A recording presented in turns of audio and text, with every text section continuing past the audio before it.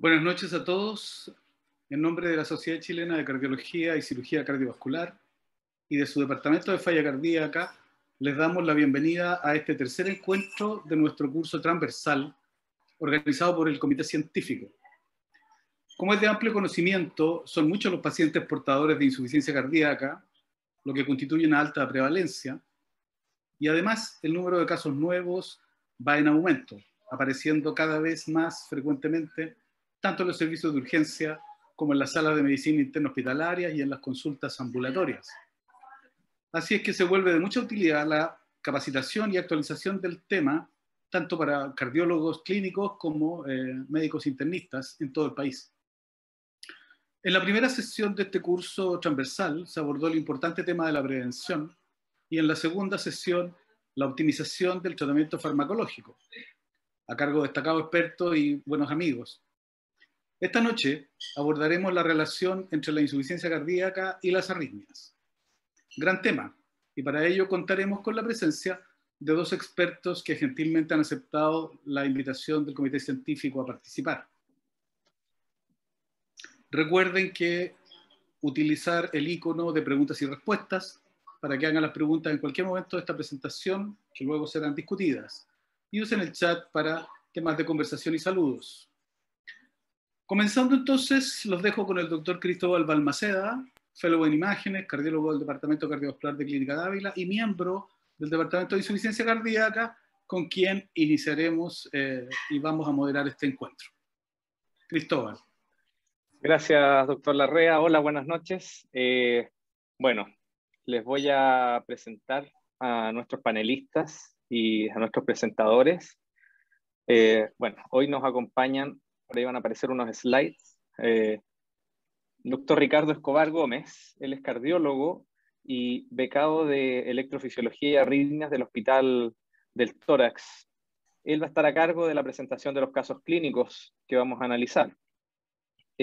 Posteriormente, y en forma casi conjunta, el doctor Alex Bittner, que es cardiólogo electrofisiólogo de la Pontificia Universidad Católica de Chile, nos va a presentar algunos temas o algunos slides en cuanto a la evidencia relacionada mucho con los casos que va a presentar el doctor Escobar, y posteriormente el doctor Christian Karmelich, que también es electrofisiólogo del Centro Cardiovascular del Hospital San Borja Riarán y de la Clínica Universidad de los Andes, va a discutir y hacer una especie de amalgama entre los casos y la evidencia que presenta el doctor Bittner. Entonces, los invitamos a que sea una sesión interactiva, no solamente una presentación de diapositivas, sino que comparar y ver en la vida real, en el fondo, cuáles son las alternativas que tienen nuestros pacientes de insuficiencia cardíaca avanzada incluso, y cuándo vamos a llamar al electrofisiólogo. No sé si Ricardo está... Hola, hola, buenas noches. Ahí estás. Gracias, Cristóbal. Sí, estamos discutiendo. Bueno, son hartos temas los que podemos abordar en esta charla. Muchas gracias por la invitación y por la oportunidad de mostrar estos casos tan lindos que me ha dado la oportunidad esta beca de poder conocerlos. Bueno, sin duda el acercamiento a la insuficiencia cardíaca y las arritmias es un tema sumamente interesante. Cada vez vemos pacientes en distintos settings, como decía el doctor Larrea, desde la urgencia, con abordajes que a veces parecían imposibles. Hoy en día hacemos diagnósticos muy importantes desde la urgencia, en la sala de medicina, en la misma consulta. Los pacientes cada vez más añosos, con mayor fibrilación auricular y acompañado de eso la insuficiencia cardíaca con fracción de eyección reducida, ¿cierto? Nos abre una expectativa y así otros pacientes más con cardiopatía isquémica o miocardiopatías dilatadas de otra etiología. Así que, bueno, voy a compartir pantalla ahora para comenzar a mostrar algunos casos clínicos. Pero la idea es ir hablando, digamos, de algunos pacientes y vamos a ir dejando la pregunta para después. Vamos a plantear el caso clínico, que van a ser 3 o 4 casos clínicos según nos permita el tiempo. Y voy a ir contándoles, ¿cierto?, exactamente qué pasó después. Bueno, Entonces vamos a partir englobando estos casos de una manera bastante esquemática, bastante didáctica y bastante resumida para que tengamos en poco tiempo una idea de más o menos lo que los profesores después nos van a explicar. La etiología isquémica de la insuficiencia cardíaca es la más prevalente entre los pacientes con fiebre reducida, sigue siendo una epidemia en los países desarrollados y acá en Chile también. Entonces acá el caso de este varón que tiene 67 años, que el año 2016 siendo fumador se infartó. De ahí en adelante dejó de fumar, ¿ya? Y se mantenía en controles cardiológicos por lo menos 3 veces al año, se tomaba sus medicamentos a la hora, se cuida, ¿ya? Y sin mediar ningún aviso, digamos, no sé, ni angina crónica progresiva, ni nada, evolucionó súbitamente con dolor al pecho y eso lo llevó a la urgencia. Bueno, en la urgencia le preguntaron esta pregunta tan linda que ¿qué fue primero, el dolor o los pálpitos? Porque llegó con palpitaciones y taquicardia en la urgencia. Y claro, él refería y eso se mantenía después cuando lo conocí yo, que primero le partió una taquicardia fuerte y después el dolor. Bueno, el paciente llegó con una taquicardia QRS ancho. Ya no tenía compromiso hemodinámico franco, pero sí tenía angor pectoris, una angina típica, estaba diaforético, estaba pálido, así que eso refirieron a la urgencia, sedarlo y cardiovertirlo eléctricamente y salió a ritmo sinusal. Ya este paciente entonces no tuvo un paro, digo, con una taquicardia QRS ancho sostenida, comprometido con angina. ¿Ya? Y cuando lo cardiovertieron, salió a este electrocardiograma, ya que muestra de base, ¿cierto? Un ritmo sinusal regular, sin extrasístole en este momento, con una conducción auriculoventricular, un PR, que es normal, ¿ya? Se alcanza a ver el puntero. Ahora, cuando vemos la morfología y el eje del QRS, ya tenemos alteraciones, y que hay que estar bien atento ahí, que hay una morfología de RS-R' en B1 con un QRS ancho, o sea, tiene un bloqueo de la conducción intraventricular. Y si vamos a mirar a las derivadas inferiores, aparece una pequeña cuente 2, una cuente 3, una cuenta BF. O sea, es un electrocardiograma que por morfología del QRS está alterado, hay un trastorno de la conducción intraventricular y si no es típico bien, hay una sugerencia, una Q inferior. Ahora, el electro del paciente, ¿cierto? Cuando llegó a la urgencia, te costó rescatarte que sería mejor, pero lo demás eran unas tiras bien cortas, es bastante atípico. Ya estamos hablando de un paciente que tiene un infarto, que tiene una cicatriz, que tiene un tremendo antecedente. Entonces, para toda la audiencia tiene que ser siempre, claro, una taquicardia de QRS ancho en un paciente con un antecedente de un infarto, ¿cierto? Y es una taquicardia ventricular hasta que no se demuestre lo contrario. ¿Y por qué este electro una taquicardia ventricular? Y eso para que lo empecemos a tener en un lenguaje, claro, porque es una taquicardia que yo la veo, ¿cierto? Es muy ancho el QRS, es muy atípica su morfología. Cuando yo la veo, no veo que haya un bloqueo de rama izquierda y un bloqueo de rama derecho ahí típico, no se parece a nada bien conocido. En la pared inferior, ya se ven claritos los criterios de Pava, ¿cierto? Y aparece un eje eléctrico que es menos 90 por lo menos, con una onda R de B2 a B4, ¿cierto? Monofásica gigante. Una transición en B1 y ahí te hace dudar de dónde viene este electro mirando a BR también. Yo invito a los expertos, ¿cierto? Al doctor Carmel, al doctor Fitness, si quieren comentar este electrocardiograma, pero bien, es un electro que es una taquicardia ventricular probablemente inferior. El origen, la transición es un poco más compleja. Es un electro bien complejo, pero en verdad tiene muchos criterios que no nos tienen que hacer dudar que esto es una taquicardia ventricular y tampoco nos tiene que hacer dudar el tipo de paciente que llega a la urgencia. ¿Ya? Así que estamos, no sé si alguien más tiene alguna duda, si ha aparecido alguna pregunta, pero estos son los dos electros de este paciente.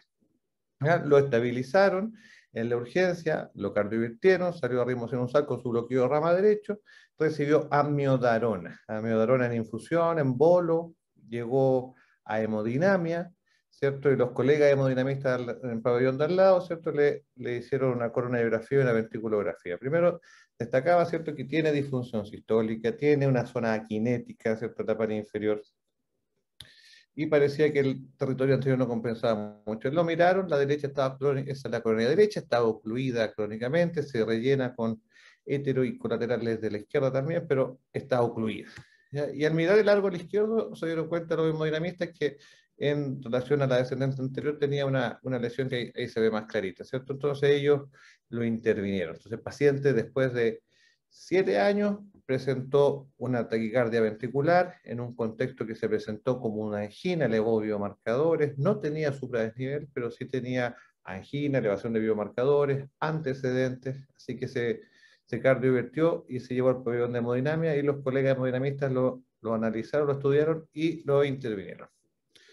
Entonces, vamos a tener ya claramente que al día siguiente interconsulta a electrofisiología. ¿Ya? Entonces, paciente, para que nos quede claro el contexto, coronario conocido, que debuta estando en sus controles habituales con una taquicardia que le genera ANGOR.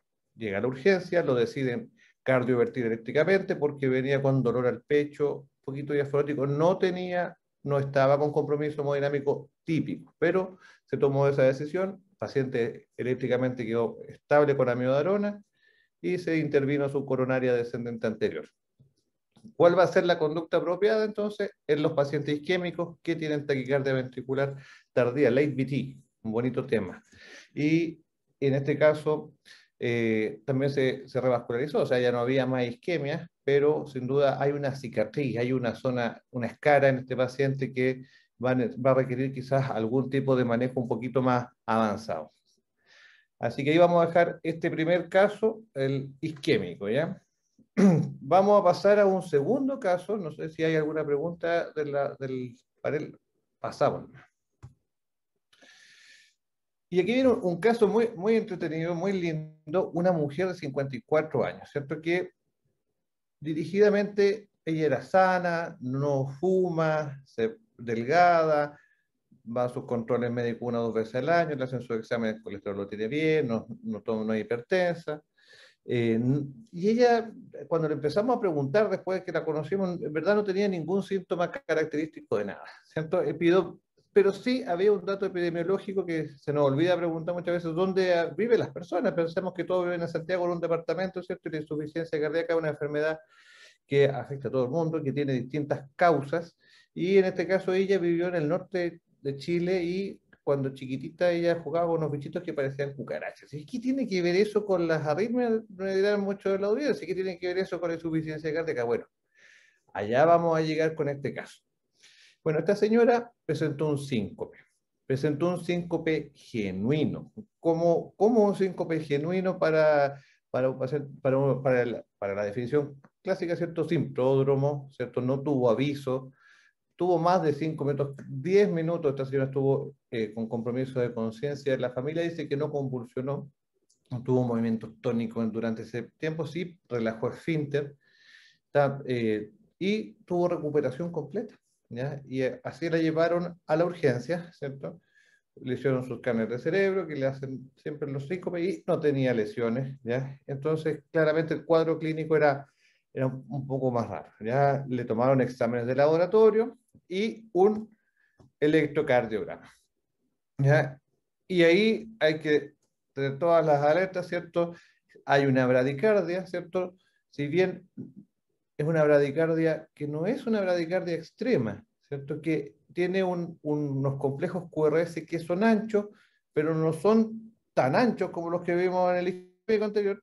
Y cuando uno empieza a mirar la morfología, ¿cierto? Y mira cuántos cuadritos tiene el QRS, se da cuenta que es ancho, pero está cerca de los 135 milisegundos. El eje también es un eje izquierda que nos recuerda un hemibloqueo izquierdo anterior, y el escape, ¿cierto? En precordiales tiene una morfología de RCR' que pareciese también un trastorno de la conducción intraventricular. De hecho, casi como un bloqueo bifasicular. Pero esto no es un bloqueo bifasicular porque vamos a la línea de base y vemos que hay unas ondas P que andan por un lado y andan por otro. Perdón, esto era anterior. Las ondas P andan por un lado, andan por otro. Entonces aquí existe una disociación auriculoventricular, existe un bloqueo auriculoventricular completo, y el escape es un escape ventricular que es un poquito alto, que probablemente conduce a través del sistema excitoconductor nativo, ¿cierto? Y llama mucho la atención la morfología, la repolarización, las tremendas ondas T y el PUT. Entonces, bueno, nos dijeron que había un bloqueo de completo y le hicieron en la urgencia una eco, ya una ecoscopía, ¿cierto? Al lado de la cama y se dieron cuenta que tenía trastorno de la conducción, de la contractibilidad del ventrículo, ¿cierto? Tiene un patrón, ¿cierto?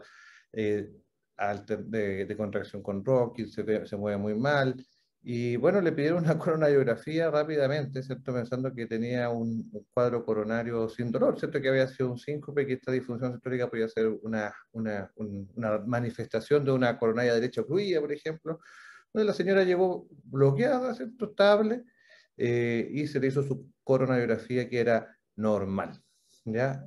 Y dentro de las cosas que aparecieron dentro del estudio, entre que le hicieron la coronariografía y nosotros la vimos, le tomaron un Chagas que salió reactivo, ¿ya? Entonces, sorpresa, tenemos una paciente joven, sin antecedentes mórbidos, sin síntomas claros, característicos, que debuta, ¿cierto?, con un tremendo síncope, ¿ya? Y el síncope no cuadra mucho con la historia de la paciente, se accede a una ecografía, ven que hay disfunción sistólica, se le hace una coronariografía de urgencia y rápidamente tenemos una paciente con una miocardiopatía dilatada no isquémica, con antecedentes de haber vivido en el norte de Chile, tenemos una ELISA positiva para Chagas. Entonces, es un tremendo problema, una cosa que parecía tan sencilla en un momento, un bloqueo de completo, le ponemos un marcapaso, ahora de tipo de estimulación auriculoventricular, con lo que garantizamos la sincronía entre las aurículas y los ventrículos y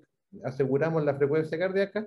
Nos vemos ahora en un caso mucho más complejo, como debuta una paciente con una miocardiopatía no conocida, probablemente de etiología chagásica, que sabemos que puede desarrollar posteriormente taquicardias ventriculares, ¿cierto?, que pueden requerir algún tipo de intervención. Entonces, este es un segundo caso que abarca un síncope, un motivo de consulta muy frecuente en la urgencia, en la consulta diaria, es una paciente que tiene disfunción. Entonces, importante hacer el eco y tener la claridad de que no estamos frente a un paciente coronario antes de tomar las decisiones. Pero entonces vamos a ver cuál es la conducta apropiada en este caso después de que los profesores hagan sus exposiciones y las charlas.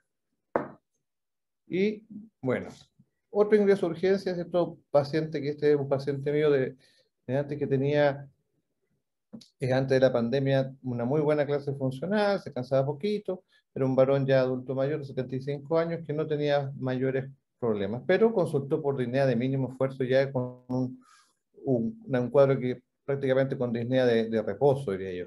Y bueno, llegó congestivo, con ProBNP alto, sin una importante falla renal y con un electrocardiograma que tenía un bloqueo completo de rama izquierda. Bueno, este paciente lo pudimos tratar médicamente, lo depletamos, vemos claramente la evolución radiográfica, cómo con diuréticos, ¿cierto?, se logró limpiar el derrame pleural y persistía este trastorno de la conducción, ¿cierto?, izquierdo, un bloqueo completo de rama izquierda con un PR normal, un QRS más o menos de 150, 160 milisegundos, un eje desviado izquierda normal y el QT prolongado, pero que no es significativo en este caso por el trastorno intraventricular que tiene. Y bueno, en este caso vamos a mostrar esta imagen para ejemplificar lo que significa la asincronía en la disfunción sistólica. Es muy distinto tener un paciente con disfunción sistólica y con una conducción, con una sincronía intraventricular e interventricular normal, a tener esto. Este paciente, como podemos ver en los distintos cortes, cuando uno le exige más ese corazón, ¿cierto?, por el tipo de remodelado, el tipo de fibrosis, él no es isquémico, no hay una respuesta a test de dobutamina a baja dosis como para buscar reserva contráctil. Ya, al contrario, cuando vemos que se aumenta la sincronía. Entonces, en este caso, el paciente estaba expuesto sometido ya a terapia médica óptima, se sentía mucho más liviano, pero su enfermedad de base era muy severa y la sincronía era muy, muy, muy marcada. ¿Ya? Entonces, la consulta en estos casos qué hacer. Coronarias normales, con esa alteración ya en terapia médica óptima. ¿Ya? Así que ahí los doctores nos van a comentar cuál es la conducta en este caso.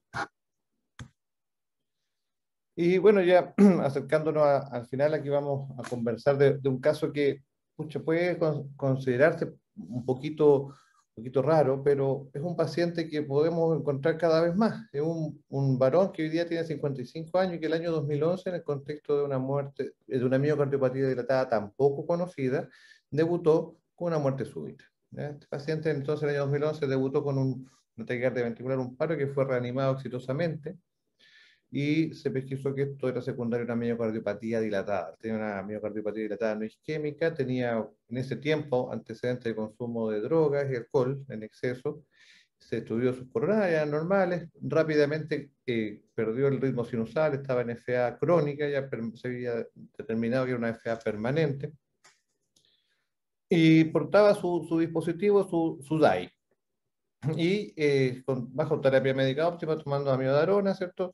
Anticoagulado, se define que hay que hacerle un upgrade, ¿cierto? El año pasado a una terapia de resincronización cardíaca, pero está asintomático, ¿ya? Entonces, pacientes que ya había tenido un debut con muerte súbita, estaba en clase funcional 3, pese a la terapia, se le hizo un upgrade. Bien, y más o menos esta es la imagen del ventrículo de este paciente. Estos cortes son muy bonitos, ¿cierto? Está en 4 cámaras, en 2 cámaras y en 3 cámaras, y hace una reconstrucción después el software que nos permite a nosotros entender cómo también la contracción, y se le pueden aplicar otras herramientas para medir la asincronía. Pero claramente hay una miocardiopatía dilatada con función sistólica deprimida moderada o severamente, y se acompañaba también de una insuficiencia mitral severa, ¿ya? Este paciente, hoy en día contamos con sistemas de registro, ¿cierto?, a distancia. Muchos pacientes que viven lejos del hospital tienen sistemas de monitoreo remoto, entonces nos llegan las informaciones de la arritmia, ellos nos pueden informar cuando tienen palpitaciones a través de estos sistemas, y una enfermera, y eso es muy importante en insuficiencia cardíaca en arritmia, ¿cierto?, se comunica con el paciente cuando detectamos que está teniendo algún registro alterado.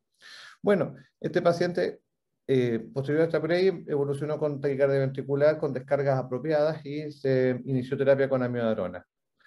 Posteriormente, el paciente, ¿cierto?, tiene un ir y devenir con taquicardias que se hacen cada vez más progresivas y con deterioro de su capacidad funcional. Se hospitaliza en su centro y nos llaman porque tiene taquicardias que son de 130 por minuto, que el paciente a veces tolera bien, a veces tolera mal, pero que lleva mucho tiempo con esto. Y bueno, lo trasladan y llega a sala y llega con este electrocardiograma que es tremendo, ¿cierto? Vimos una taquicardia al principio en un paciente isquémico que era de QRS ancho, pero acá en este paciente que tiene una cardiopatía dilatada tenemos una taquicardia que es mucho más ancha todavía, ¿cierto? La repolarización, ¿cierto?, supera los 200 milisegundos en este QRS. En los criterios de Pava y de Berekay se ven más grandes, más claramente todavía, ¿cierto? No podemos, cuando vemos esta taquicardia, si bien la frecuencia cardíaca es más cercana a 100 que la mayoría, ¿cierto? Y eso es un paciente que por sus antecedentes, ¿cierto?, y por el tipo de trazado que tiene, ¿cierto?, con esta R monofásica en B1, ¿cierto?, y tan ancho, ¿cierto?, no nos tiene que hacer pensar que es una taquicardia supraventricular con conducción aberrante, sino que nos tiene que hacer pensar que es una taquicardia ventricular también, que tiene una manifestación distinta. Bueno, este paciente, con este corazón y con todo lo que ya le ha pasado, ¿cierto?, un paciente de insuficiencia cardíaca crónica, ¿cierto?, en controles, con terapia avanzada, ingresó, ¿cierto?, y este es más o menos lo que nosotros tenemos en resincronización. Vemos los signos, ¿cierto?, en el electrocardiograma de reposo del paciente de la espiga y la estimulación biventricular de 1 ABL, y en las precordiales, ¿cierto? No tiene el patrón típico del marcapaso, que es este que está acá. Este es el mismo paciente, para que nos quede claro cómo actúa la terapia de resincronización en la audiencia. Este es un electrocardiograma de un paciente que tiene un típico marcapaso ventricular derecho apical. ¿Ya? Esa es la morfología que tiene el electro. Y esta es la del paciente resincronizado. Y cuando dejamos solamente el electrodo epicárdico prendido, ¿cierto?, esta es la morfología que tiene. Son completamente distintas las la activación que tiene el ventrículo en precordiales y el eje es completamente distinto. En la resincronización podemos entender que es una mezcla de ambas. Y para terminar, bueno, este paciente estaba en taquicardia ventricular incesante en ese momento, entraba y salía, le programamos la TP y en este electrocardiograma, para que más o menos se entienda, un registro bien anecdótico, pero muy ejemplificador. Acá vemos cómo en la tira de dedos largos, en B6, en todas estas derivadas se ve la taquicardia ventricular lenta, ancha, sugerente que sea epicárdica, y cómo el DAI la sensa, y después de que lo programamos, y le da ATP. Cada una de esas espigas que están ahí son anti-taquicardia pacing que el TAI está dando, y logra salir a un complejo, ¿cierto?, con espiga, porque el paciente es dependiente de marcapaso, a un complejo ventricular, y parte nuevamente esta taquicardia ventricular lenta que era sugerente de ser epicárdica. Entonces, no, obviamente este paciente le repetimos la coronariografía, no tenía lesiones isquémicas, su función renal estaba averiada, pero no estaba con un descalabro hemodinámico ni electrolítico, así que lo logramos compensar. Bueno, y en estos casos, ¿qué hay que hacer? Esa es la pregunta del becado a los doctores. Un paciente súper complejo de insuficiencia cardíaca que cada vez vamos a tener más, así que hay que estar al tanto y no confundirse que a veces las taquicardias ventriculares en pacientes con cardiopatía crónica, con alteraciones importantes, pueden presentarse un poco más lentas de lo habitual, así que no hay que confundirlas con taquicardias o con supraventriculares o con flares, ¿ya? Eso, no sé cómo estamos de tiempo para Más que algunas... pasado, Ricardo. Te ¿Ah? prolongaste demasiado. Más que Ya, pasado. estamos, Pero listo. gracias por la presentación de los casos. Doctor Alex Binter, ilústrenos, por favor, cómo se juntan insuficiencia cardíaca y arritmias. Muchas gracias. Por eso necesito compartir pantalla.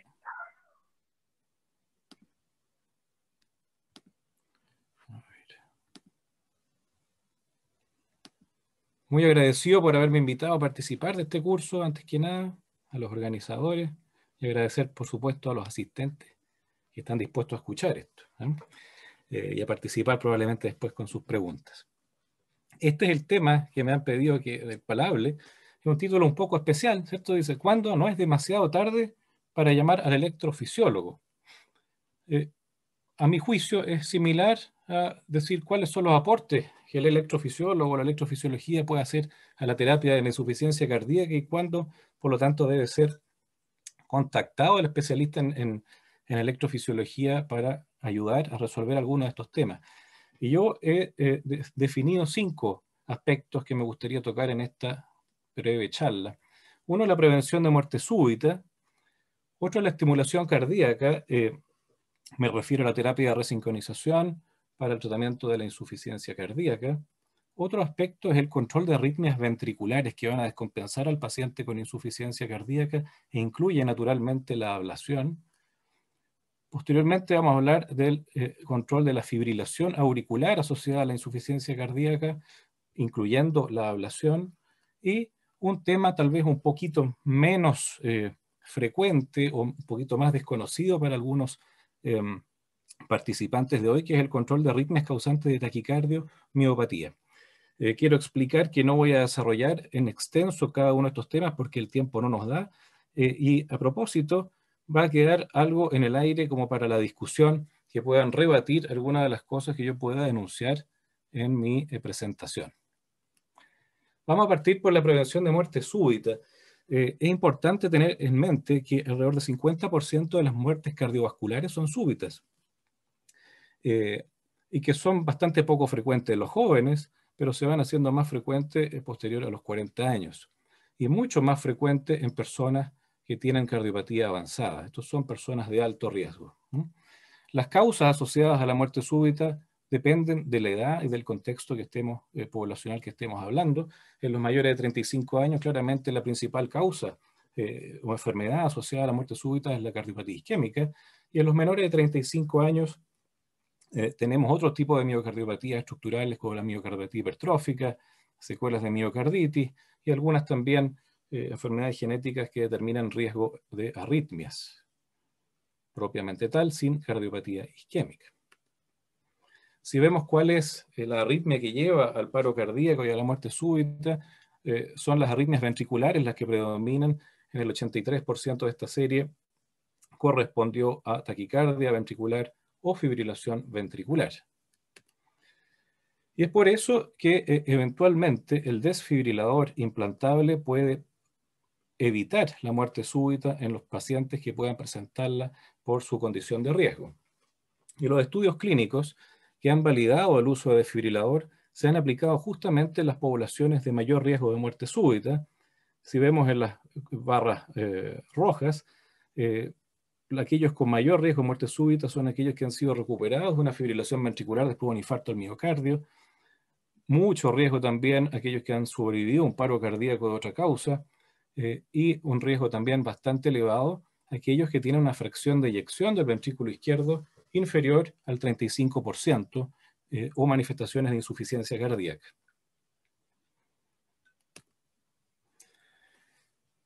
En prevención secundaria, es decir, cuando alguien teniendo una condición de cardiopatía estructural ha tenido una taquicardia ventricular o ha tenido un paro cardíaco recuperado, la indicación de un desfibrilador implantable no se discute, está absolutamente aceptado como indicación clase 1 en base a resultados de estudios que ya datan de más de 20 años. ¿Ya? Con la reducción del riesgo de morir de alrededor de un 38% de acuerdo al resultado de algunos metaanálisis. Vamos brevemente a recorrer los aspectos más fundamentales y más comunes de las indicaciones de desfibrilador en prevención primaria, inicialmente en pacientes con cardiopatía isquémica. Como ya les contaba, la reducción de la fracción de eyección del ventrículo izquierdo es la principal elemento de riesgo que vamos a valorar para indicar un desfibrilador en prevención primaria, es decir, en aquellas personas que nunca han tenido un evento de arritmia ventricular maligna. Y en concreto, en aquellas personas con cardiopatía isquémica y fracción de eyección menor a 35% y capacidad funcional 2 o 3, está indicado como clase 1 el implante de un cardiodesfibrilador. En aquellos con capacidad funcional 1, las guías exigen una disfunción sistólica severa más acentuada con una fracción de eyección inferior o igual al 30%. Esas son las dos principales indicaciones para el implante de un cardiodesfibrilador en prevención primaria en cardiopatía isquémica. Sumamos a esto aquellos pacientes en capacidad funcional 4 que estén esperando una terapia avanzada de insuficiencia cardíaca como el trasplante cardíaco, ¿ya? Si alguien está en plan de trasplante cardíaco, aunque esté en capacidad funcional 4, no queremos que esta persona muera súbitamente en la espera de su trasplante y tiene indicación de un desfibrilador como puente al trasplante. Por el contrario, aquellas personas que están en capacidad funcional 4 y que no tienen, por alguna razón, ¿cierto?, por edad o por comorbilidades, no vaya a ser candidato a una terapia avanzada de insuficiencia cardíaca como el trasplante, no está indicado, de hecho está contraindicado el implante de un cardiodesfibrilador. En la cardiopatía no isquémica, la indicación, de acuerdo a las guías clínicas, y esto lo podemos discutir después, pero es similar, ¿ya? Sigue siendo pacientes con fracción de eyección reducida, menor al 35%, y capacidad funcional 2 o 3, una indicación clase 1 para un desfibrilador, aún en aquellos que no tienen cardiopatía isquémica, ¿ya?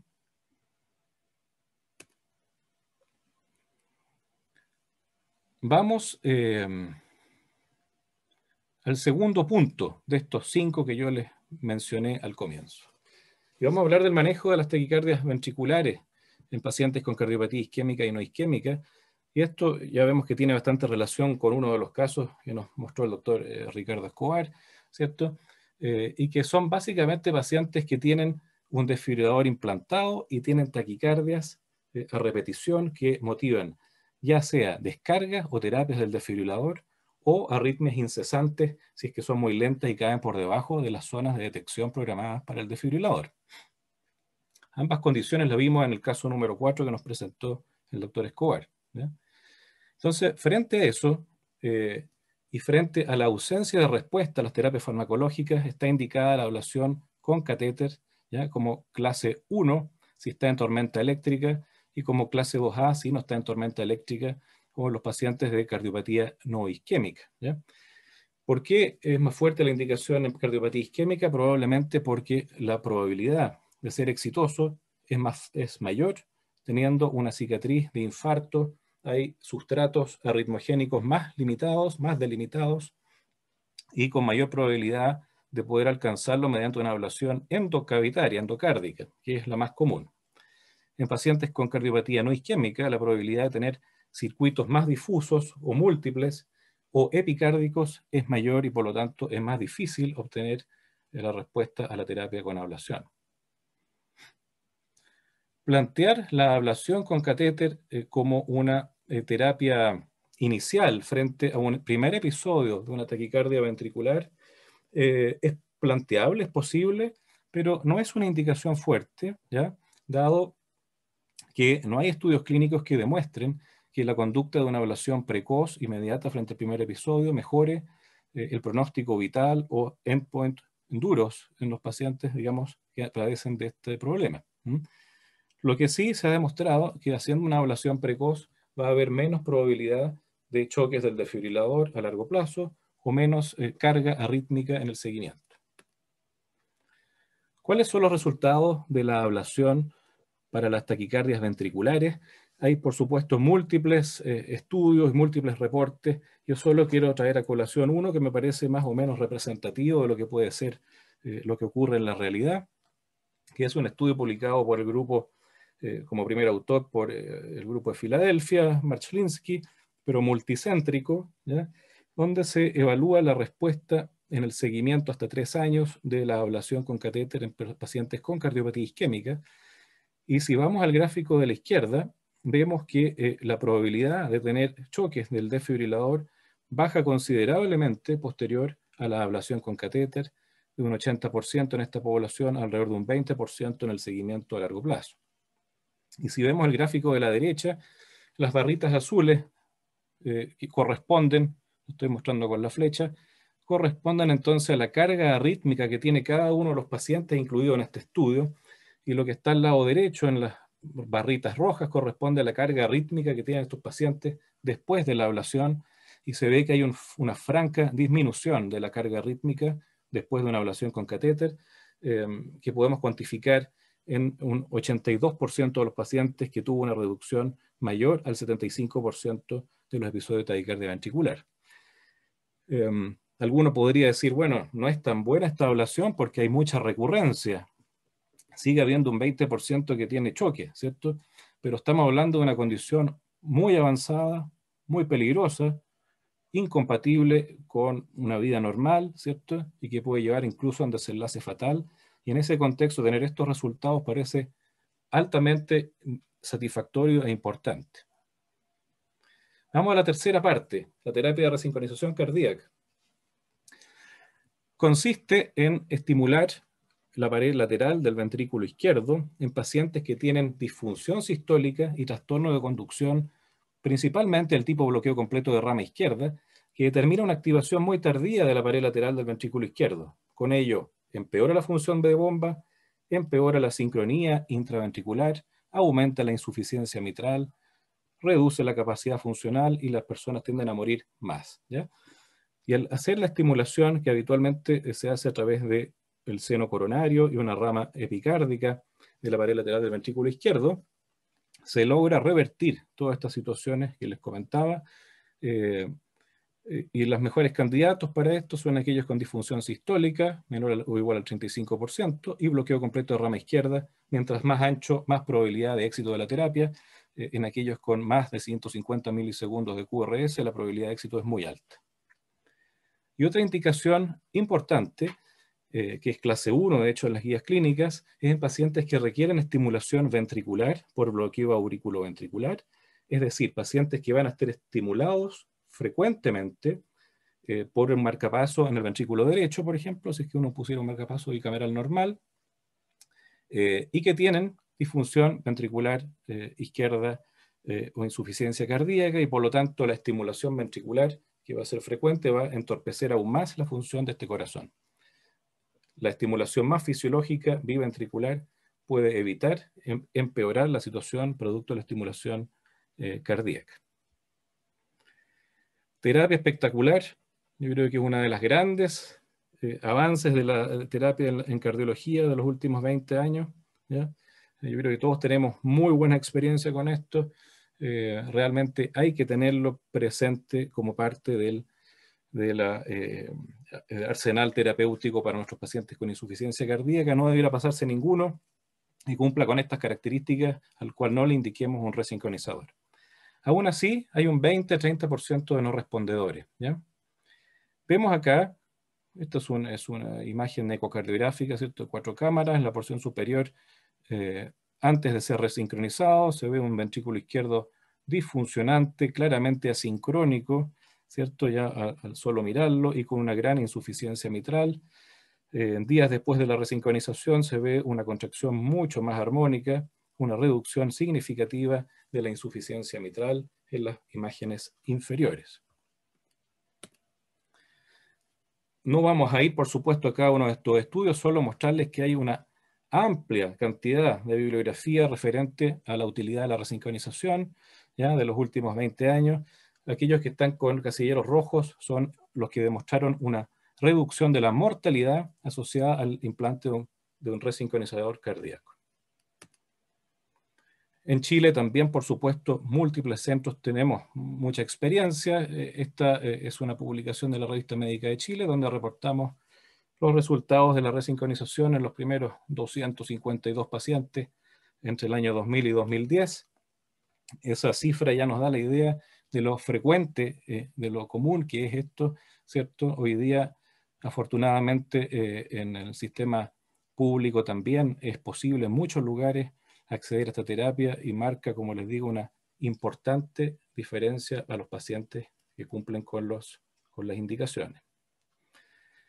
En esta búsqueda por reducir el 20 a 30% de falla, digamos, de no respuesta a la resincronización, y también en la búsqueda de lograr una estimulación más fisiológica en algunos que necesitan estimulación cardíaca por bradicardia, se ha vuelto a tomar ideas relativamente antiguas, pero que habían pasado al olvido por algunas dificultades técnicas, digamos, en el pasado, y que consiste en estimular directamente las regiones del sistema éxito-conductor, me refiero a las de His, o a la región del septum superior, incluyendo la estimulación de la rama izquierda. ¿Ya? Esto se está haciendo hoy día, está disponible, y es bastante promisorio. ¿Ya? Si uno ve, este es un caso como ejemplo de una paciente con una gran disfunción ventricular, una gran dilatación de cavidades izquierdas, que tiene además un bloqueo completo de aurículo ventricular completo, estaba estimulada por un marcapaso solamente derecho y que se le hizo un upgrade a un resincronizador. Este es el resultado de la resincronización. ¿Ya?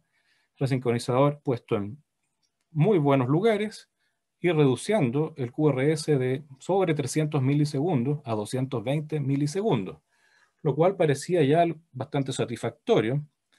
Sin embargo, si estimulamos el His en la misma paciente, vemos que el QRS es mucho más fino, alrededor de 130 milisegundos.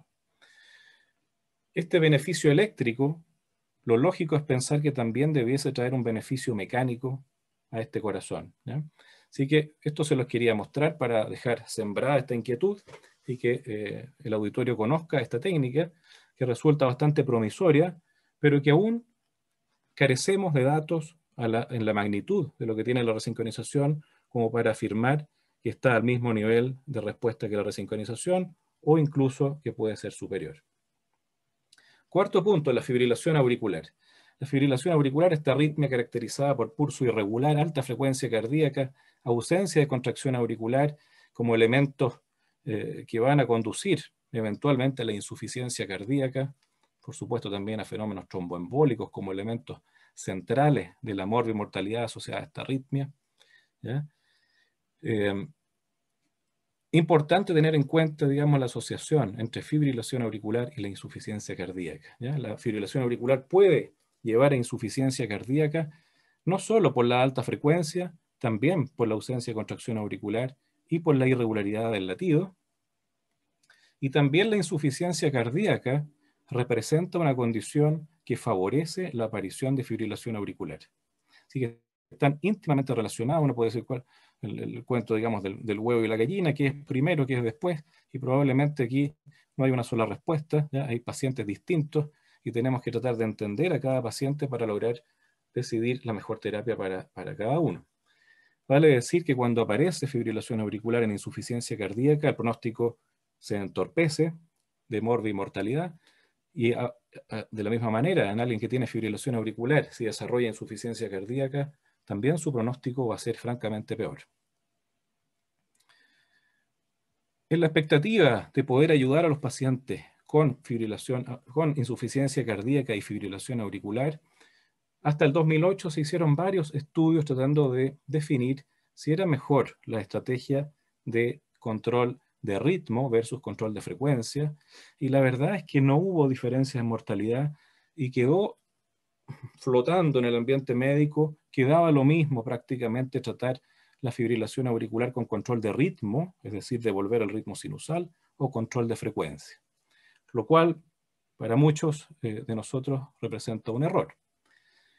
Hay que también entender que todos estos estudios fueron hechos en la era pre-ablación, o al menos mínimamente fue incluida la ablación en algunos de estos estudios.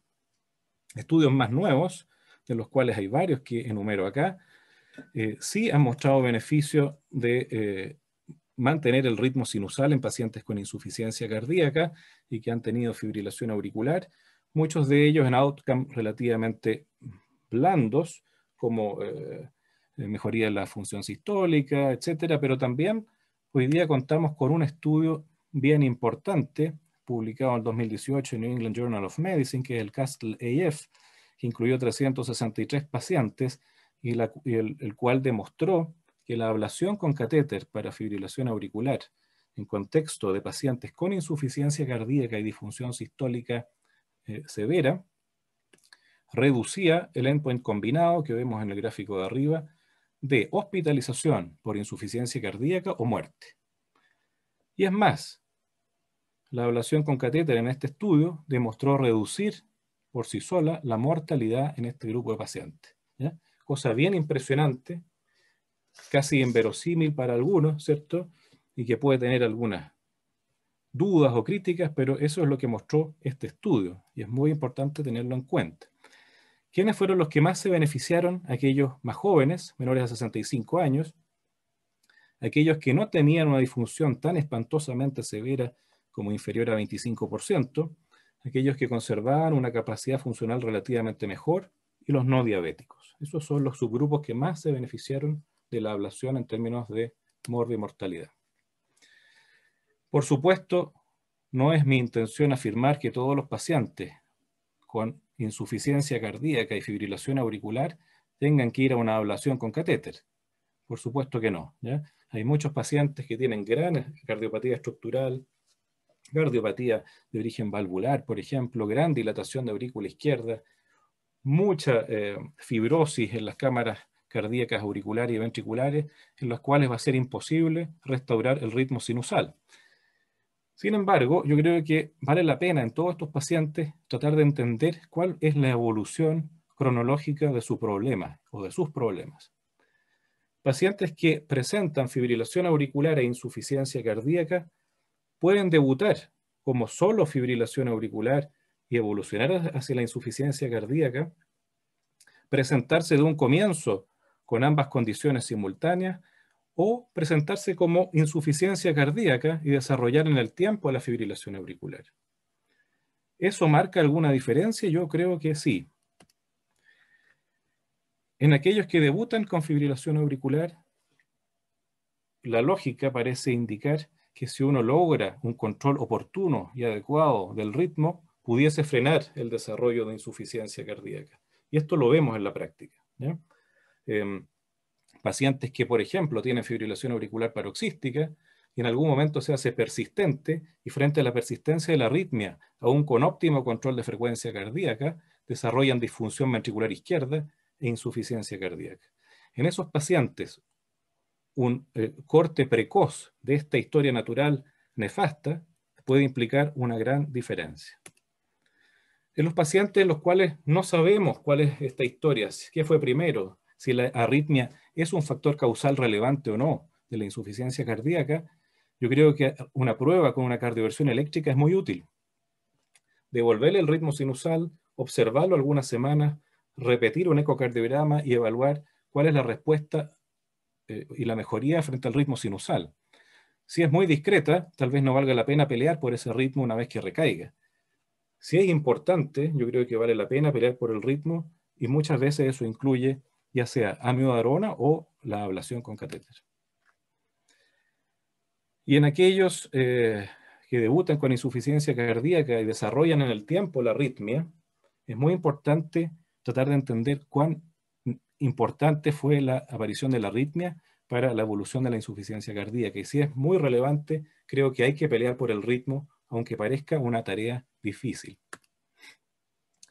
Vamos al último punto de mi presentación, que es la taquicardiomiopatía, o la miocardiopatía inducida por arritmias, porque no se limita a eventos de taquicardia propiamente tal, como les voy a mostrar. ¿En qué consiste esto? En una miocardiopatía no isquémica, cuya causa son arritmias. Y las arritmias pueden ser taquicardias, supraventriculares o ventriculares, extrasístoles ventriculares frecuentes. Para que esto ocurra tiene que haber, sabemos, al menos un 10% de extrasístoles ventriculares del total de latidos para poder provocar una asincronía significativa producto de este latido chueco, ¿cierto?, de origen anómalo en el miocardio ventricular. Si son pocos, si son menos de 10%, es muy poco probable que genere una disfunción ventricular izquierda. Y lo otro es la fibrilación auricular, como ya les comentaba, que no solo tiene que ver con el control de frecuencia, tiene que ver también con la irregularidad por sí misma y la ausencia de contracción auricular. ¿Cómo vamos a certificar que esta persona tiene una taquicardiomiopatía o una miocardiopatía inducida por arritmia? Por la reversibilidad del cuadro una vez que le quitamos la arritmia. Es la única forma de saberlo. Para hacerlo más visible, esto más tangible, voy a presentar dos breves casos. El primero es un hombre de 30 años, sano, de hecho un colega, 2 semanas de palpitaciones rápidas muy frecuentes, 48 horas, las últimas, digamos, se agrega disnea de pequeños esfuerzos, llega con un pulso de 130 latidos por minuto y un tercer ruido de la auscultación cardíaca. Su electrocardiograma, lo tenemos acá, un ritmo regular, digamos, de complejo QRS angosto, o sea, una taquicardia supraventricular, donde se observa una onda P negativa en las derivadas de 2 de 3OF, sugiere una taquicardia auricular ectópica, pero también pudiese ser otro mecanismo como una taquicardia mediada por un áspara específico de conducción decremental. No vamos a ir al diagnóstico diferencial de eso, sino solamente mostrarle la consecuencia de esta taquicardia, que era una disfunción severa del ventrículo izquierdo. Con ambos fenómenos uno pudiese decir, bueno, tiene una miocardiopatía dilatada no isquémica y por eso presenta una taquicardia auricular, por ejemplo, o es la taquicardia auricular la causa de esta disfunción ventricular y de la insuficiencia cardíaca. La única forma de saberlo es eliminar la taquicardia y ver qué pasa. Y eso es lo que hicimos. Tenía una taquicardia auricular ectópica que fue exitosamente ablacionada. Y esta es la consecuencia, ¿ya? Una vez eliminada la taquicardia, pasan 2 semanas y el ventrículo se recupera de manera bastante importante y termina por normalizarse al control de los 4 meses. Esto claramente es una taquicardiomiopatía. Y el segundo caso, un hombre de 23 años con sobrepeso, como cualquier chileno parrillero, ¿cierto?, que juega al fútbol en forma recreativa y que consulta por algunos malestares torácicos inespecíficos y una leve reducción de su capacidad funcional. Se encuentra un pulso irregular a 88 latidos por minuto, lo que motiva un estudio cardiológico. El electrocardiograma, ya lo vemos acá, muestra la coexistencia de 2 ritmos, un ritmo sinusal con QRS angosto y un ritmo ventricular, ¿ya?, monomórfico, que tiende a competir con el ritmo sinusal. Este mismo fenómeno se presentaba en más del 50% del tiempo en el holter de arritmia, lo que catalogamos como una taquicardia o un ritmo ventricular incesante. Ese es el ecocardiograma de este paciente, una disfunción sistólica severa, dilatación de cavidades izquierdas, asincronía también producto de este ritmo ectópico. Nuevamente acá ya se postulaba que iba a ir a trasplante este paciente tan joven con esa disfunción severa del ventrículo izquierdo, pero lo que hicimos fue quitar esta noxa del ritmo ventricular ectópico, que no era extremadamente rápido, como les comento, era igual de rápido que su ritmo sinusal, competía con él, y le hicimos una ablación en el ventrículo derecho de una arritmia focal que se comportaba como automática de la región lateral de la pared libre, digamos, del ventrículo derecho. Se pudo eliminar ese ritmo, como ustedes ven, el electrocardiograma quedó en ritmo sinusal normal, y ver la evolución es realmente impresionante, por lo menos para mí, ver que parte con un ventrículo de 66 milímetros y termina con un ventrículo a los pocos meses de 53 milímetros y que la fracción de eyección mejora de 20% a 45% en 4 meses. Eso es espectacular y rescata a este paciente de una condición realmente muy avanzada de insuficiencia cardíaca. Ahí vemos la imagen, digamos, del ecocardiograma. Son 4 meses de distancia entre el primero que vemos a la izquierda y el segundo a la derecha una vez realizada la ablación. ¿Qué es lo que propone Wizard en este resumen, en esta revisión de taquicardiomyopatía o cardiopatía inducida por arritmia? Propone que en pacientes con cardiopatía dilatada no isquémica y presencia de taquiarritmias o fibrilación auricular o extrasistolía ventricular frecuente de más del 10% de los latidos totales, se quite el elemento de la taquicardia para despejar la posibilidad de que se trate de una taquicardio-miopatía o una arritmia inducida por arritmias. Si uno elimina esto, ya sea con ablación o con fármacos antiarrítmicos, y mejora y se normaliza la función sistólica, se trata de una taquicardio-miopatía y su pronóstico es bueno. Si mejora pero no se normaliza, probablemente hay una superposición de una taquicardio-miopatía con una miocardiopatía de otro origen. Y si no funciona en ningún sentido, es decir, sigue con la misma disfunción o similar, pese a eliminar la arritmia, se trata de una cardiopatía no isquémica propiamente tal, en cuyo caso la terapia del ritmo tiene poco valor. Bueno, para terminar, he modificado el título, ¿cierto?, a mi pregunta final y preferí llamar ¿cuándo es demasiado tarde para llamar al electrofisiólogo? Porque vemos que es muy frecuente que llamarlo tenga alguna utilidad. Claramente, cuando ha ocurrido muerte súbita, ya no tenemos nada que prevenir, ¿no? Ya el paciente, desgraciadamente, llegó tarde. Y lo puse en letras muy pálidas, cuando la historia natural de la enfermedad rítmica de insuficiencia cardíaca ha llegado a una etapa muy avanzada o terminal. Muy pálida, porque creo que siempre vale la pena darle una vuelta, y a veces nos llevamos la sorpresa de que haciendo alguna intervención, como la resincronización, como eliminar alguna arritmia, puede beneficiar a un paciente aunque parezca en etapa avanzada de enfermedad. Muchas gracias. Hasta aquí lo vamos a dejar por ahora.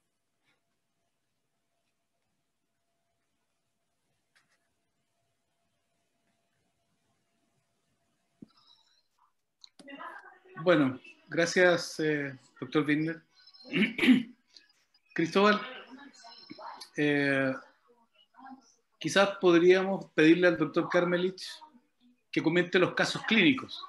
Viste que ya pegamos una repasada de todo el escenario. ¿Te parece que Perfecto. Karmelich, volviendo a los casos clínicos, presidente Escobar, nos comente cuál sería, a su juicio, la mejor conducta en cada uno de esos escenarios? Así es. No sé si Ricardo en una de esas puede como resumirnos un poco cuáles eran los casos, porque ha pasado un rato, se han sumado otras personas a la audiencia, de repente mencionar los 3 o 4 casos y ahí el doctor Karmelich ir como comentándonos. Ok, bueno, los casos en general que vamos a comentar eran en la miocardiopatía dilatada isquémica, ¿cierto? Un paciente que después de 6 años, ¿cierto? Debutó con una taquicardia ventricular monomorfa en la urgencia, se revascularizó, y bueno, la conducta, ¿cuál es? Bueno, para que sepan, este paciente, el primer paciente, ¿cierto? Después de su DAI justamente ha persistido con problemas. Y después tenemos un paciente que tenía un síncope asociado a una disfunción sistólica severa, moderada severa, con una ELISA positivo para Chagas.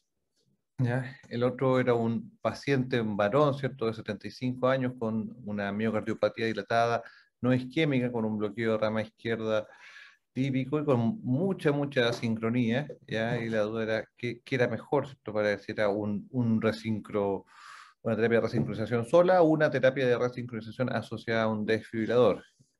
Y para terminar, el último caso era un paciente, ¿cierto?, que había debutado en el 2011 con una muerte súbita en el contexto de una miocardiopatía dilatada no isquémica con uso de tóxicos, ¿cierto?, que ya se había rehabilitado, se había hecho un upgrade, ¿cierto?, el año pasado de DAI únicamente a resincro, y había empezado con una historia de palpitaciones y taquicardia que lo llevaron a hospitalizarse y tener una taquicardia ventricular incesante, ¿cierto?, con esa morfología tan aberrante. La duda era qué le podíamos ofrecer a ese paciente en esas condiciones, ¿ya? Pero más que nada era orientado a una disfunción sistólica, una taquicardia ventricular en un paciente no isquémico. Esos eran los casos más o menos que comentamos. Perfecto, doctor Carmelich. Hola, muy buenas noches a todos. También, al igual que Alex y Ricardo, les agradezco mucho la invitación a poder participar, siempre dispuesto a cooperar con la sociedad y con la parte docente, que saben que a mí me gusta mucho. Bueno, mirando los casos, si uno toma el primer caso clínico, que es, tal como dijo Ricardo, lo más frecuente, que es un paciente isquémico que hace una taquicardia complejo ancho, la verdad que la probabilidad, tal como dijo Ricardo, de que esa taquicardia sea otra cosa que no sea ventricular es bajísima. Uno siempre tiene que tener en la mente de que si un paciente con cardiopatía estructural y sobre todo con una cicatriz de infarto debuta con una taquicardia complejo ancho, eso lejos va a ser la primera posibilidad una taquicardia ventricular, en el fondo. Y si el paciente está con cualquier condición, con angina, con disnea, tolerando más o menos la situación, evidentemente que la mejor conducta va a ser cardiovertirlo y tratar de sacarle esa taquicardia lo más rápidamente posible. ¿Qué es lo que se hizo en este caso? El paciente estaba con angina y obviamente uno lo cardiovierte, lo lleva a ritmo sinusal para lograr sacarlo de esa condición que lo está desestabilizando. ¿Qué es lo que hace uno después? Evidentemente, si el paciente es coronario, a pesar de que la taquicardia monomorfa, tal como se vio acá, no es una taquicardia de isquemia aguda, y eso es re importante recalcarlo, porque siempre generan las dudas de que el paciente se infartó porque llegó con taquicardia, y uno mira el electro y es una taquicardia, como la que mostró Ricardo, monomorfa. La taquicardia monomorfa es una taquicardia de cicatriz, es una taquicardia de daño estructural, pero que evidentemente puede estar modificada por una situación de isquemia. Y un enfermo que puede tener una cicatriz estable, si hace un evento coronario nuevo, puede transformarse en inestable y empezar a hacer eventos arrítmicos que antes no tenía. Por lo tanto, en general, la conducta de mirarle las coronarias a un paciente isquémico que debuta con una taquicardia ventricular no conocida previamente, la hacemos siempre, en todas partes, en el fondo, porque nos gusta ver si hay algo que podamos resolver que nos permita mayor estabilidad eléctrica, pero no porque consideremos que el enfermo se está infartando y esa es la razón, sino que buscando una manera de mayor estabilidad eléctrica en esta situación de sustrato y de un paciente que ya tiene un daño avanzado. En este caso lo hicieron, encontraron un par de lesiones, las dilataron, obviamente es lo que uno hace siempre y bien, digamos, pero independiente de que se resolvió la situación isquémica, el paciente sigue teniendo sustrato, o sea, vimos ahí una ventriculografía con una cicatriz inferior, una zona rígida, y el paciente hizo taquicardia ventricular sostenida. Taquicardia ventricular, cardiopatía estructural, desfibrilador implantable. O sea, eso claramente las guías lo tienen establecido y por lo tanto, independiente de que uno, comillas, le resuelva alguna situación isquémica, el enfermo tiene un corazón dañado, tiene una cicatriz y en este caso además tiene una severa disfunción ventricular, porque era un enfermo con cicatriz y una fracción de eyección conservada, una enfermo con fracción de eyección alterada.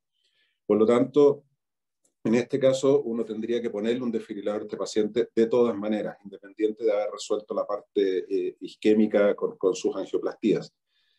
Respecto a lo que dijo Alex, si uno ablaciona o no ablaciona al tiro, la verdad que yo comparto absolutamente lo que él dijo, en el sentido de que no hay una evidencia sólida que haga pensar de que uno debe ablacionar de inmediato al paciente porque le va a salvar la vida o va a tener cambios en endpoint duros. Sí, claramente lo que está demostrado el VITAC y estudios bastante antiguos de que los pacientes tienen menos eventos posteriormente.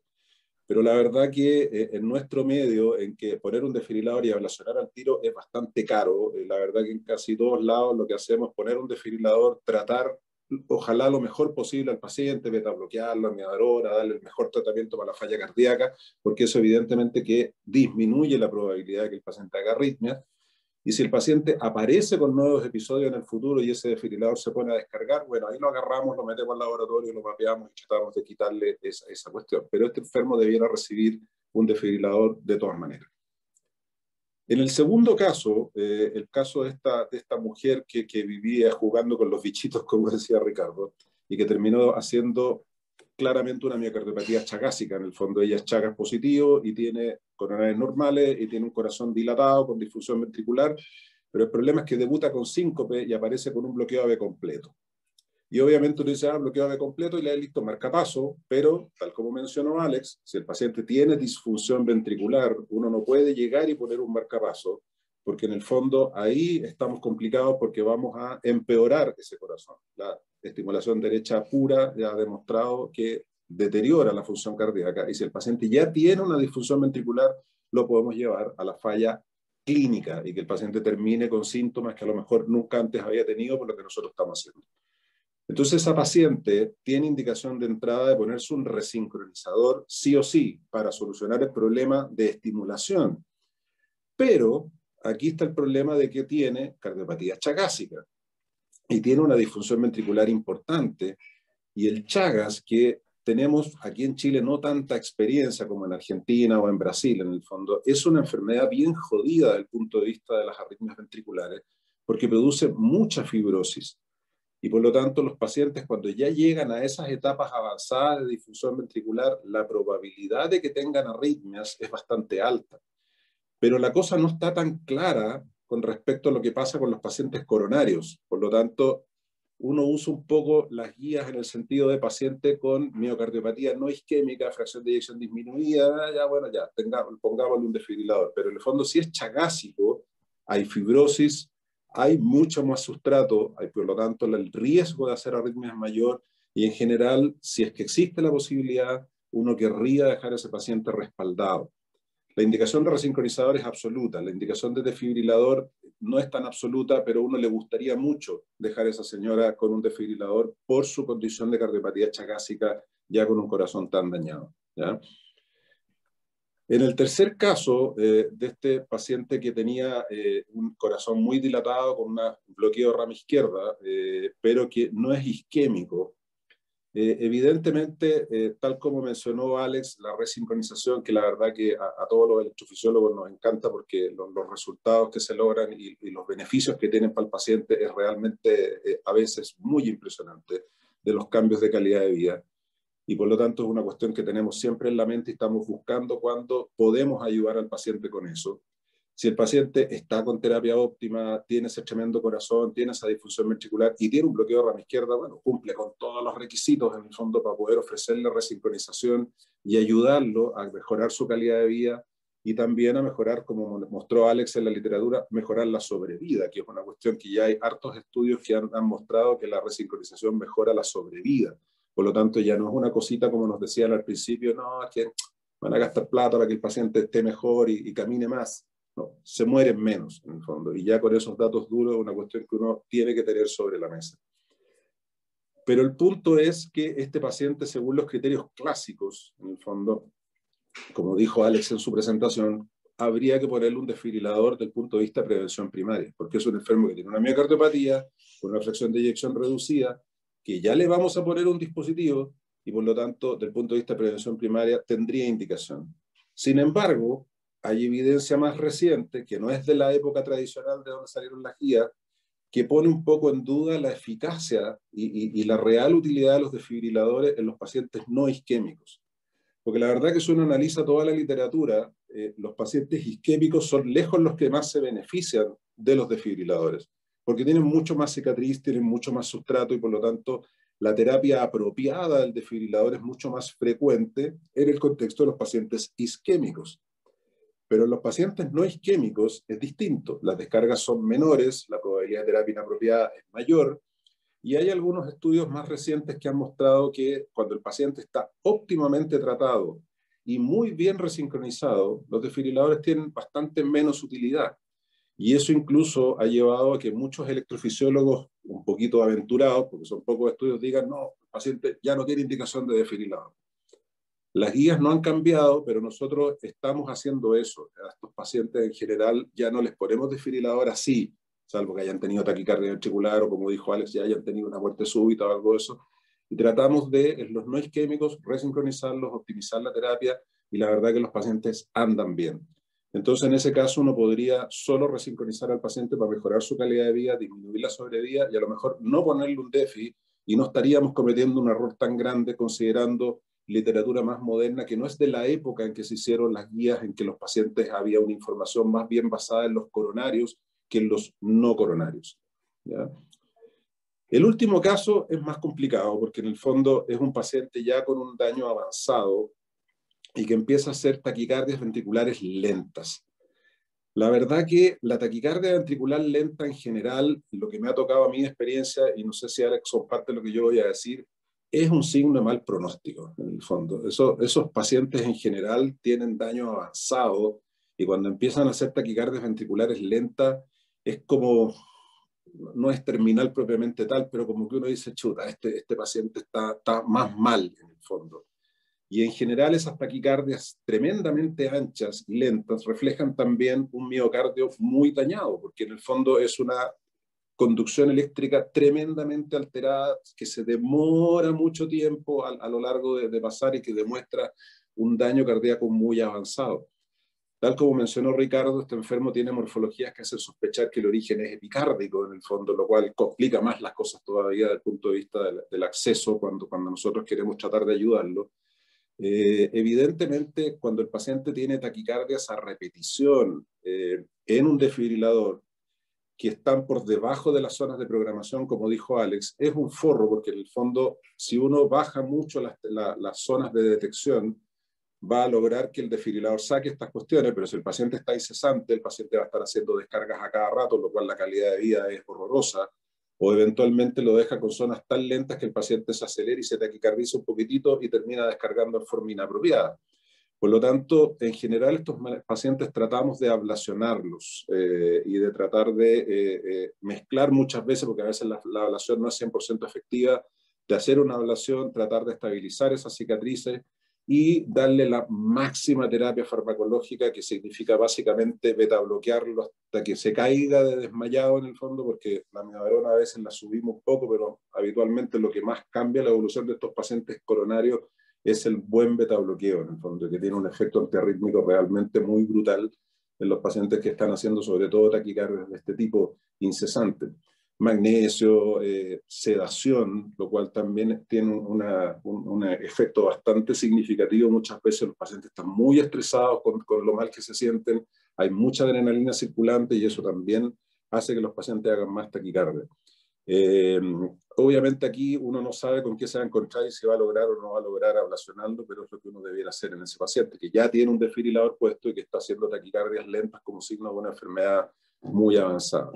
Eso es un poquito un resumen de cada uno de los casos de lo que yo habría hecho si me hubiera tocado enfrentarlo. Perfecto, doctor Carmelich, muchas gracias. No sé cómo logró esquematizar todos los casos de memoria, impresionante. Doctor Bittner, quería comentar. Tengo aquí un papelito de... Sí, a ver, felicito a Cristian, realmente creo que sus comentarios han sido brillantes y asertivos, al menos de lo que he escuchado. Estoy muy de acuerdo en lo que ha dicho y ha resumido de manera brillante, diría, la información en relación a todos los casos, como dice el doctor Balmaceda, de memoria, notable. Yo había hecho unas notitas aquí, estaba escribiendo cuando vi los casos para poder decir algo más o menos coherente, y tenía anotado cosas bien parecidas en realidad.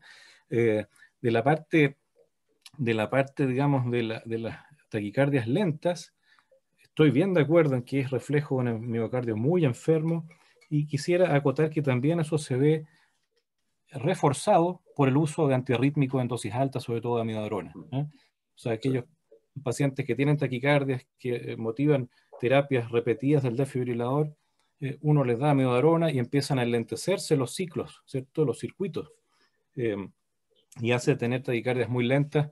En esos casos, dar más amiodarona no sirve, tiende a ser más incesante el problema. Y bueno, el tema de los con miocardiopatía dilatada no isquémica y el uso de desfibrilador, el estudio que empezó a poner en duda esto fue el estudio Danish, ¿no? El estudio publicado hace unos 5 años en New England, que justamente abordó de manera específica este subgrupo de pacientes y no demostró diferencia en mortalidad, sí en muerte súbita, pero no en mortalidad para el grupo total de pacientes estudiados. Análisis de subgrupos que han sido publicados posteriormente muestran que sí, los pacientes de menos de 65 años se podrían beneficiar, y que hay una relación directa, digamos, con la edad de cuál va a ser el impacto del desfibrilador en estos pacientes. Así que yo creo que los pacientes más jóvenes, uno no debe descartar el desfibrilador, pese a tener miocardiopatía no isquémica, ¿ya? En los pacientes mayores de 65 o 70 años se hace mucho más dudoso a la luz de las informaciones nuevas con las cuales contamos. Gracias, doctor Bittner. Bueno, ya vamos llegando casi a la última parte de nuestro webinar y me voy a dar el lujo de empezar a compartir algunas preguntas de la audiencia. Algunas preguntas que tienen distintos niveles de profundidad y dificultad. Nos preguntan, por ejemplo, cuál es el motivo de que el resincronizador está indicado en el bloqueo de rama izquierda la mayoría de las veces y no en el bloqueo de rama derecha. Si bien en las guías de insuficiencia cardíaca y de resincronización se muestran las dos indicaciones, quizás sería bueno un poco explicarle al público en general cuál es la causa de esto. Bueno, si quieren, ahí aprovecho de... la verdad que toda la evidencia inicial mostraba que la asincronía y la alteración mecánica que se quiso entender inicialmente tenía que ver más bien con el bloqueo de rama izquierda. Tal como lo mencionó Alex, este retardo de conducción intraventricular que hacía que la pared lateral se contrayese mucho después que el septum, hacía finalmente que la pared se contrayera en un momento en que el septum ya empezaba a estar relajado. Y obviamente se producía este bamboleo septal propio del bloqueo de rama izquierda, y eso hacía que parte de esa contracción se perdiera en relación al septum y no se fuera hacia la aorta, hacia el eyectivo. Al sincronizar estas dos cuestiones, evidentemente uno pone el septum rígido en el momento que se contrae la pared lateral, y eso permite mecánicamente, de una manera muy simple, explicar un poco el efecto tan favorable de la resincronización cuando hay bloqueo de rama izquierda. Ese fenómeno mecánico no se produce en el bloqueo de rama derecha, y por lo tanto todos los trabajos que se hicieron inicialmente no lograron demostrar el mismo beneficio.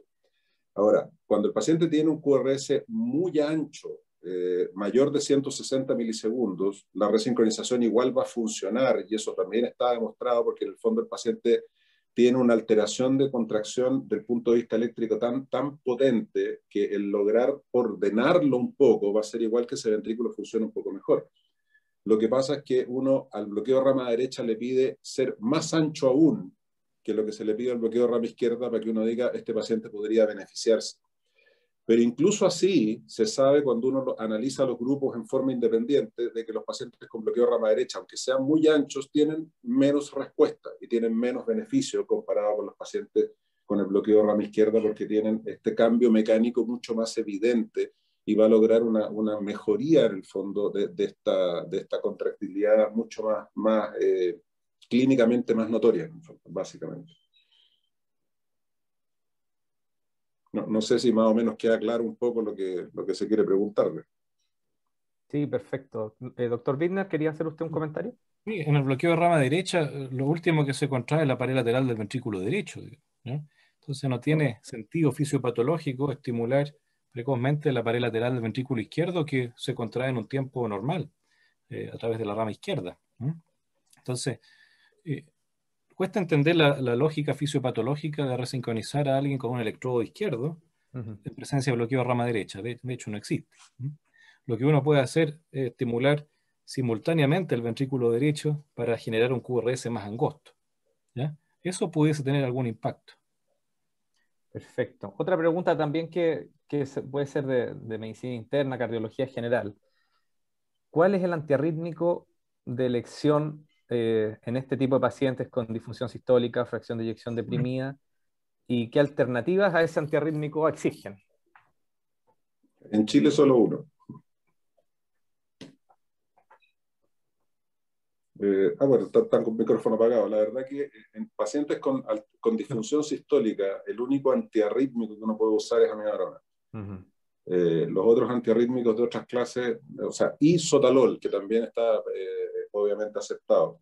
El problema es que, como dije recién, es el único que está disponible en Chile, porque lamentablemente hace varios años atrás, por razones que no se entienden, los laboratorios dejaron de traer sotalol a nuestro país y por lo tanto no tenemos disponibilidad de sotalol salvo que el paciente lo importe o lo traiga desde afuera, Claro. que en muchos casos funciona bastante bien.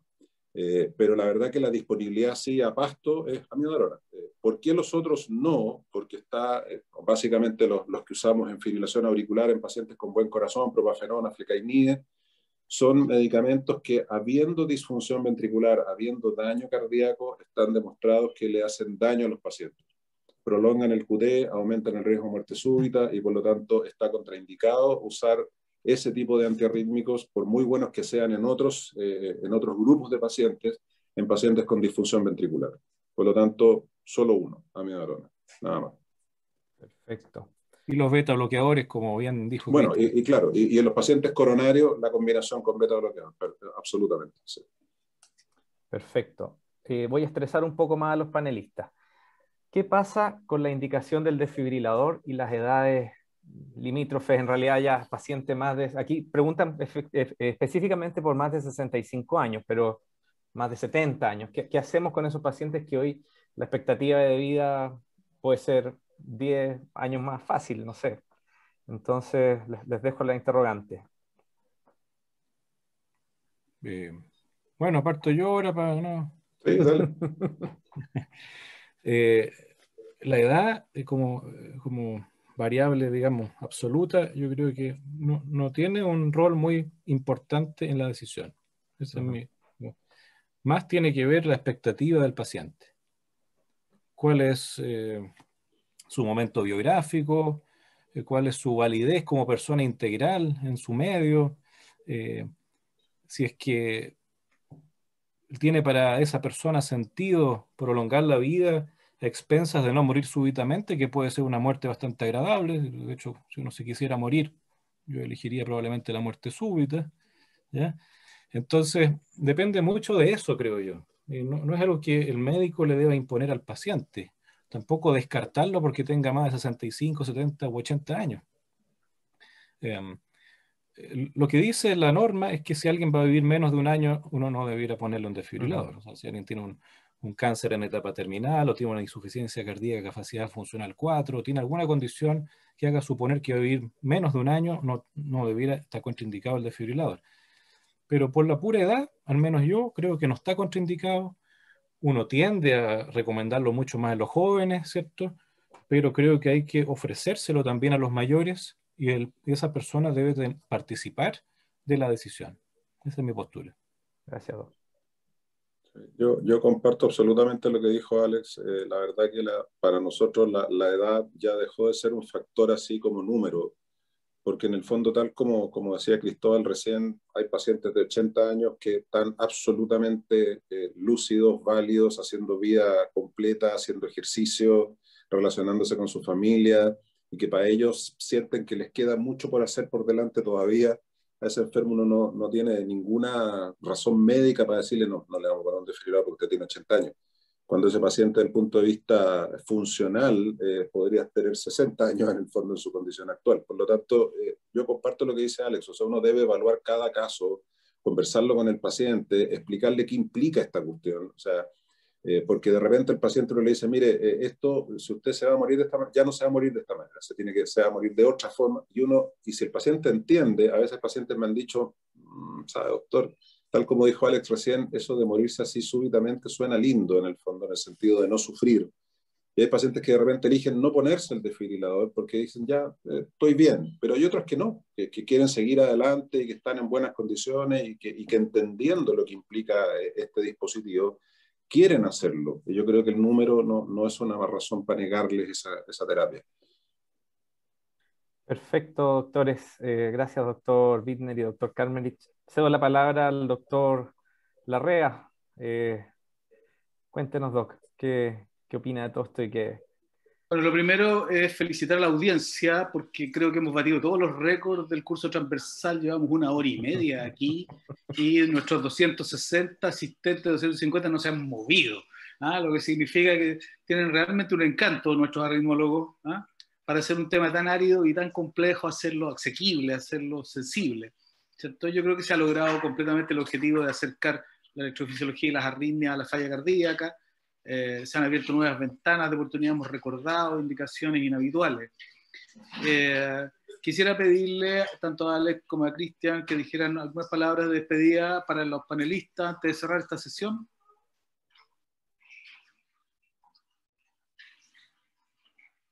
Bueno, tomo el guante, doctor Larrea. Ha sido un agrado realmente compartir en este círculo aquí, virtual, lamentablemente, pero aún así muy entretenido, muy enriquecedor escuchar las opiniones, las preguntas y muy agradecido por la invitación que me han hecho y por supuesto muy disponible para futuras convocatorias. Lo único que quedé con la incógnita de qué pasó con los casos del doctor Escobar, ¿ya? No sé si hicieron lo que hablamos u otras cosas, no sé si habrá tiempo para Y escucharlo. por cierto, que nos cuente Sería Ricardo. bonito ver qué pasó con esos pacientes. ¿Qué pasó? Veamos. ¿En dónde está la última? Acá está la última. Bueno, efectivamente, el primer paciente lo llevamos al laboratorio. El paciente se estudió, se pensó un poco distinto, pensaron que querían hacerle el mapeo primero, ya sabían que estaba la psiquiatría, así que lo llevaron al laboratorio, participé en ese estudio, se hizo un estudio convencional y un mapeo electroanatómico, se vio que había una extensa cicatriz, ¿cierto? Se indujo la taquicardia, que ahí se ve en el laboratorio, el registro del laboratorio, ¿cierto? Se hicieron los mapeos de los registros, pero lamentablemente la taquicardia no fue posible ablacionarla completamente. Incluso se intentó, ahí se ve en la película, una ablación alcohólica, pero la coronaria derecha estaba obstruida, así que, bueno, el paciente se le colocó efectivamente el DAI y quedó con antiarrítmico, ya hasta el día de ayer que lo controlé. Hay un registro, ¿cierto?, de que persiste, ¿cierto?, más o menos con una taquicardia al día, lo estamos siguiendo con insuficiencia cardíaca, en el equipo de electrofisiología, lo controlamos todas las semanas, y bueno, él está con sotalol, efectivamente, en dosis alta, pese a su disfunción crónica, lo tolera bien, está además con misoprolol y dosis baja de amiodarona hemos ido retirando, y aquí se ve un registro, ¿cierto?, de cómo el DAI, ¿cierto?, le da TP, esa taquicardia, ATP, ¿cierto? Y vemos que sale la taquicardia. Así que este paciente efectivamente se le puso el DAI, se llevó al laboratorio y sigue haciendo taquicardias que no la han llevado a la descarga, pero sí está haciendo ATP todos los días. La señora del Chagas, que efectivamente se le implantó ahí se ven los 3 electrodos, un resincro con un DAI. Y ahí el electrocardiograma efectivamente se ve un QRS un poquito más angosto que el que tenía y aparece un extrasístole ventricular bien, bien aberrante en las derivaciones tradicionales que no habíamos registrado. Así que se definió resincro DAI también. En el paciente de la miocardiopatía dilatada no isquémica que tenía 75 años, justamente por los mismos argumentos se definió poner un resincronizador solamente sin electrodo de desfibrilación. Así que ahí no se ve mucho, era un poquito gordito el caballero, pero está resincronizado. Ahí ese paciente nos alegró la tarde, yo le pedí permiso para subir la foto, porque esa es la cara de un paciente resincronizado, el que responde bien, al otro día te dice, doctor, no podía dormir, tenía insomnio, me puso esta cuestión y ahora duermo bien. Quizá el caballero dijo, no hay problema que pongan foto, esa cara de alegría es la que tiene el paciente de insuficiencia cardíaca cuando siente la resincronización el mismo día. Muchos ya te dicen que al otro día cuando despertaron ya durmieron mucho mejor, se sienten menos cansados. Y es una terapia que el paciente se va al otro día para la casa con muy pocas complicaciones. Así que ese es un paciente muy agradecido, el paciente que se resincroniza. Esa es la sensación que tengo yo. Y bueno, como dijeron, pues, taquicardia ventricular lenta, lo rojo para la audiencia, ¿cierto? Es un mapa de voltaje, ¿cierto? En la cara anterior, lo rojo tiene menos voltaje, una cicatriz, una extensa cicatriz que aparece en el mapeo del paciente que era no isquémico, que tenía esta TB lenta. Efectivamente se le dio ablación por donde se encontraron los potenciales más fraccionados, cosas bien específicas, pero ahí los puntitos son las ablaciones sobre la cicatriz, sobre las zonas donde habían canales, donde se conducía lentamente la electricidad. ¿Qué pasó? Siguió con taquicardia ventricular, así que se decidió intentar hacer un abordaje, es un abordaje epicárdico, ya se ve un catéter de mapeo, un pentarray que se está moviendo a través del pericardio, de la cavidad pericárdica del paciente, una función, ¿cierto?, en seco. Y bueno, lamentablemente se hizo un mapeo, la cicatriz que era endocárdica muy grande, también es muy grande, epicárdica, como decían los profes, ¿cierto? Un paciente con una TB lenta tiene un corazón muy dañado y se intentó ablacionar, ya más a lateral no se podía porque estaba el nervio frénico, y logramos modular, como se dice, disminuir la carga rítmica del paciente, y también está con sotalol, en la baja dosis, pero en verdad no tolera más, y en seguimiento con el equipo de insuficiencia cardíaca y trasplante, porque, como decían, llegamos tarde, intentamos hacer algo, el paciente ya no está en taquicardia incesante, pero tiene una disfunción sistólica severa y está con 2 antiarrítmicos que no tolera más. Así que bueno, en general se hizo lo que habían dicho los profes en todos los casos, así que lo podemos cerrar los casos clínicos con estas imágenes que nos pueden recordar que la electrofisiología sí tiene algo que ofrecerle a la insuficiencia cardíaca, y como decía el doctor Bittner, quizás si la enfermedad está muy avanzada, algo podemos ofrecer quizás para modular, para alargar los plazos, para dar una oportunidad a los pacientes avanzados en no llegar al trasplante tan rápido, pero sin duda en estos casos el daño ya era muy avanzado. Eso, pues, doctor.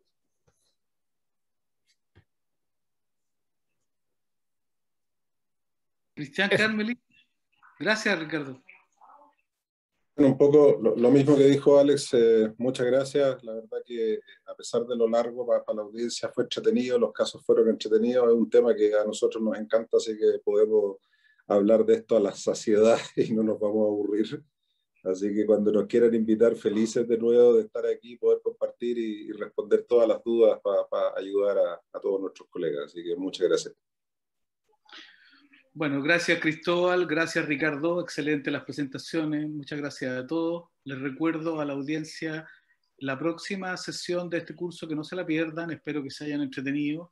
Gracias a todos y muy buenas noches. Gracias. Muchas gracias a todos los profes, Chao. Cristóbal, a la audiencia, chao, chao. Chao, gracias. Chao, chao.